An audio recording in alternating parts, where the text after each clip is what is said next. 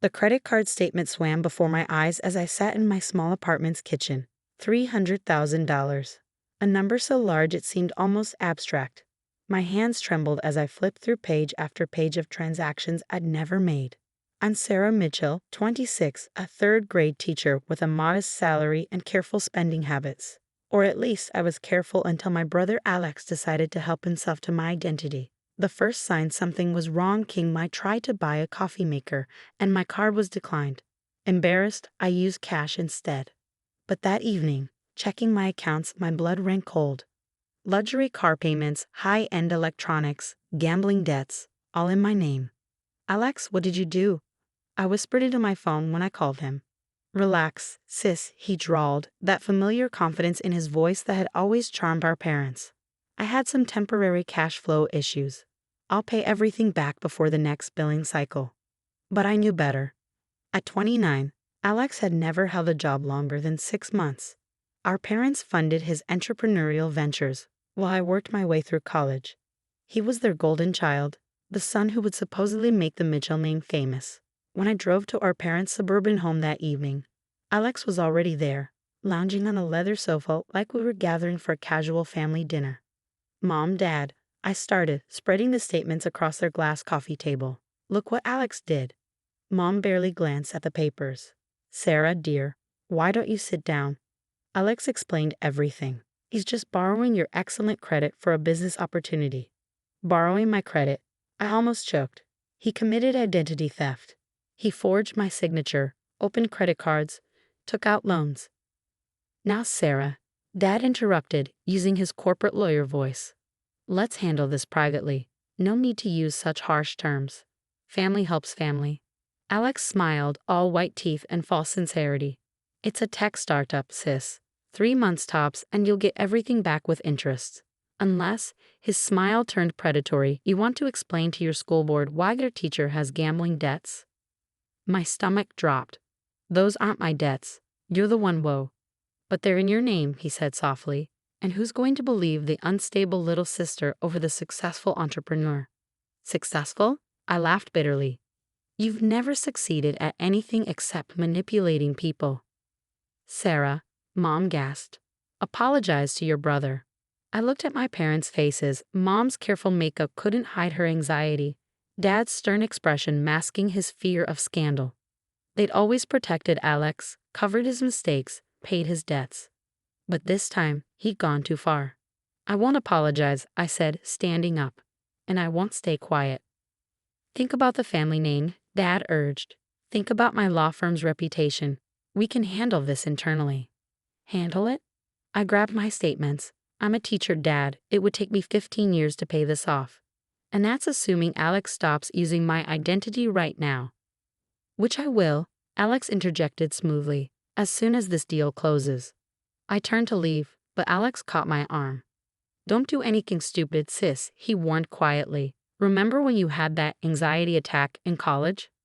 One call to the school board about your mental health history." I yanked my arm away, memories flooding back. That anxiety attack had been a reaction to finding my savings emptied by Alex, though I could never prove it. He convinced everyone I was having a breakdown, and our parents had sent me to therapy instead of investigating. But I wasn't that scared college student anymore. In my car, hands still shaking, I called the one person I knew would help. Lisa Torres, my best friend since 3rd grade, now a financial crimes investigator. "Lisa, I need your help," I said, trying to keep my voice steady. "My brother stole my identity, and my parents want me to cover it up." There was a brief silence. "Come to my office first thing tomorrow," she said finally. "Bring every document you have. And Sarah, don't tell your family you're coming to see me." As I drove home, my phone buzzed with texts from my parents. "Mom, please don't do anything rash. Family first." "Dad, we'll help you with the payments. Just keep quiet." "Alex, don't forget, crazy teachers don't keep their jobs." I turned off my phone and parked outside my apartment. Through my window, I could see the stack of students' papers I needed to grade. Papers that would have to wait because my own brother had potentially destroyed my financial future. But as I climbed the stairs to my apartment, a strange calm settled over me. For years, I'd watched Alex charm and manipulate his way out of consequences while our parents enabled him. They created a monster, And now that monster had finally gone too far. Tomorrow, I would walk into Lisa's office with every shred of evidence I had. Tomorrow, I would stop being the quiet, understanding sister. Tomorrow, Alex would learn that some debts can't be paid with charm alone. Lisa's office at the Financial Crimes Division was exactly what you'd expect. Stark, professional, and filled with files. She listened intently as I laid out everything. The fraudulent accounts, the threats, our parents' attempts to silence me. This is more serious than I initially thought, Lisa said, examining the documents. Multiple credit cards, personal loans, even a mortgage application in process. Your brother wasn't just desperate, he was systematic. She pulled up something on her computer. Look at this. The applications were submitted from different locations, using sophisticated IP masking. He knew exactly what he was doing. But how? I asked. Alex can barely operate his own phone without help. Because he's not working alone. Lisa turned her screen towards me. These transactions match the pattern of a known fraud ring we've been tracking. Your brother may have gotten himself, and you, involved in something much bigger. My phone buzzed again. Alex had sent photos of my credit card statements with a message. Would be a shame if these gambling charges became public. Think of your students. I showed Lisa the message. Her expression hardened. That's the final piece we needed, she said, reaching for her desk phone. Blackmail adds another layer to the charges. Before she could dial, my parents burst into her office, Dad leading with his lawyer swagger. This meeting is over, he announced. My daughter is withdrawing any complaints. Lisa stood slowly. Mr. Mitchell, this is a federal investigation office. You can't just walk in here. I'm a partner at Mitchell & Associates. I can walk anywhere. He turned to me. Sarah, let's go. Now. She's 26, not 16, Lisa countered. And we have evidence of multiple federal crimes. Mom stepped forward, tears perfectly staged. Please, we're trying to protect our family. Surely you understand. Protect. Lisa pulled out a file. Like when Alex embezzled from his last 3 employers, or when he scammed his college roommate's parents. Those incidents disappeared very quietly, didn't they, Mr. Mitchell? My parents paled. I hadn't known about those incidents. How did you? Dad started. We've been building a case for months, Lisa revealed. Sarah's complaint just connected the final dots. Your son isn't just stealing from family anymore. He's part of a larger criminal enterprise. As if on cue, 2 federal agents entered the office. We have a warrant to search Alexander Mitchell's residence and business addresses, one announced. Mom collapsed into a chair. This is a mistake. Alex would never. Mrs. Mitchell, Lisa interrupted. Your son opened 15 credit cards in Sarah's name. He forged loan documents, created fake businesses for money laundering, and threatened a schoolteacher with public humiliation. Which part sounds like a mistake? Dad's lawyer mask cracked. I'll make this go away. Whatever the damage is, I'll pay it. It's not about the money anymore, I said, finding my voice. Alex needs to face consequences, real ones, not another family cover-up. You'd send your own brother to prison. Mom gasped. You let your daughter drown in debt. Lisa countered. My phone buzzed again. This time it was a text from an unknown number. Alex says you're causing trouble. Back off, or those gambling debts become very real very fast. Lisa read the message over my shoulder and smiled grimly. And there's the connection to the fraud ring we needed. Your son's business partners just made this much easier for us. Dad reached for his phone, presumably to warn Alex, but one of the agents stopped him. That would be obstruction of justice, Mr. Mitchell. Don't make this worse. I watched my parents' carefully constructed world crumble. All those years of protecting Alex, of dismissing his mistakes, had led to this moment. We have a choice to make, Lisa addressed my parents. Either you step back and let us do our jobs, or you join your son as persons of interest in a federal investigation. Covering up financial crimes is still a crime. Dad's legal training finally kicked in. He put a hand on Mom's shoulder. We need to stop, Helen. We can't fix this one. Mom turned to me, tears now real. We thought we were helping him. Every time we cleaned up his messes, we thought. You taught him he could get away with anything, I finished quietly. And now he has. Lisa nodded to the agents, who left to execute their warrant. Sarah's credit will be restored, she told my parents. The banks will reverse the fraudulent charges once we present our evidence. But Alex and his associates will face serious federal charges. And if you try to interfere, she added, looking directly at my father, your law license won't survive it. As my parents left the office, shoulders slumped in defeat, I felt no triumph. Only relief mixed with sadness for the family we could have been if they'd stopped protecting Alex from his own choices years ago. You okay? Lisa asked softly.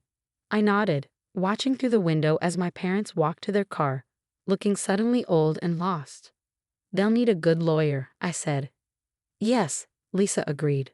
But this time, it's not for covering up crimes, it's for facing them. The courtroom was silent as the judge prepared to deliver the verdict. 6 months had passed since that day in Lisa's office, and everything had changed. Alex sat at the defendant's table, his designer suit replaced by a department store one, his confident smirk long gone. The investigation had uncovered more than anyone expected. Alex wasn't just a participant in the fraud ring. He was a key player. His business ventures had been fronts for money laundering. Those charming connections he'd always bragged about, all fellow criminals.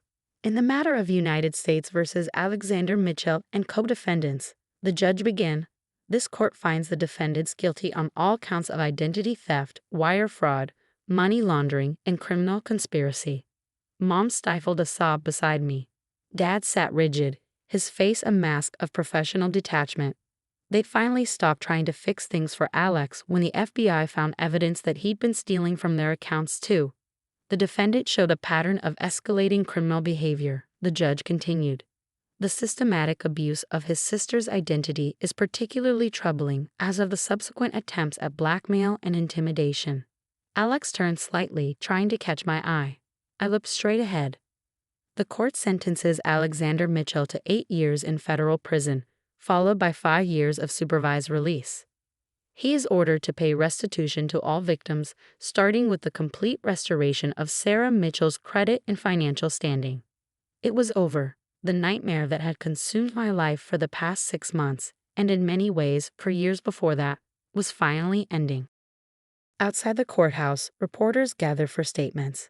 Dad had hired a PR firm to handle the scandal's impact on his law firm, but the damage was done. Half his partners had left, taking their clients with them. Sarah, Mom caught my arm as I turned to leave. Please, can we talk? We found a quiet coffee shop nearby. Mom looked older now, the carefully maintained facade of the perfect family matriarch cracked beyond repair. I've been seeing a therapist, she said, stirring her untouched coffee. She's helping me understand how I failed both of you. Both of us. We protected Alex from everything, even himself. But we also failed you by never protecting you from him. She pulled out an old photo from her purse. Me at my college graduation, the day my savings disappeared. We should have believed you then. Yes, you should have, I agreed quietly. Your father and I are selling the house, she continued. Most of it will go to helping Alex's other victims, but we want to give you your share now. It won't make up for everything, but... Keep it, I interrupted. Use it to get counseling for Alex. Real counseling this time, not just another cover-up. You're a better person than we deserved, she whispered. Lisa was waiting outside when I left the coffee shop. She'd been promoted after the case, her investigation having uncovered one of the largest fraud rings in the state. The other victims are filing a class action lawsuit against the ring's assets, she informed me as we walked. You should join them. I shook my head. I just want to move forward. Speaking of moving forward, she smiled. Remember that financial literacy program you wanted to start at your school? The FBI's Victim Advocacy Department is interested in funding it. They think your story could help other people protect themselves. For the first time in months, I felt a spark of excitement. Really? You turned your nightmare into something positive, Sarah. Not many people could do that. That evening, I sat in my new apartment, a secure building this time, with better locks and security cameras, and opened my laptop. A blank document stared back at me as I began to type. Dear future students, sometimes the people who can hurt us most are the ones closest to us. But that doesn't mean we have to let them. My phone buzzed with a text from Dad. Proud of you today. Not for testifying, but for standing up for yourself. I'm sorry it took this for me to see your strength. Another text followed from Mom. Family dinner next Sunday. Just us three. We need to learn how to be a family again. I thought about it for a long moment. The last family dinner had started this whole nightmare. But maybe, just maybe, we could build something new from the ashes of our old family dynamic. Yes, I texted back. But I choose the restaurant, and we're all paying our own bills. Mom's response came quickly. Deal. And Sarah? Thank you for giving us another chance. I turned back to my laptop, continuing to write my program curriculum. My students would learn about more than just financial literacy. They'd learn about standing up for themselves, about recognizing manipulation, about the difference between helping family and enabling destructive behavior. Sometimes the hardest lessons come from our own experience. But as I wrote, I realized that my story wasn't just about fraud or family betrayal. It was about finding the strength to stand up for what's right, even when it costs you everything you thought you needed. Alex had tried to destroy my life, but instead he forced me to rebuild it, stronger, wiser, and finally, completely my own.